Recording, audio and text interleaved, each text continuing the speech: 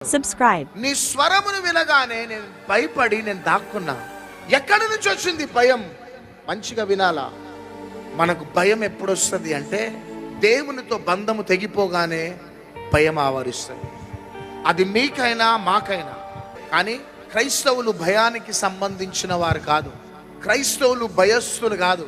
మన దేవుడు 2000 సంవత్సరాల క్రితం కల్వరి శిలువలో ఆ భయమనంతా కూడా భరించున్నాడు.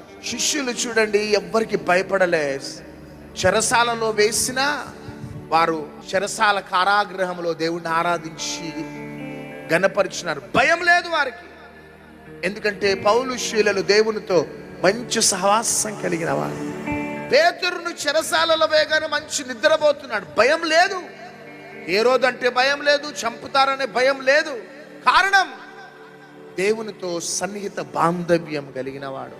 పౌలు యొక్క ఓడ మునిగిపోతూ ఇక మనం బ్రతకము అని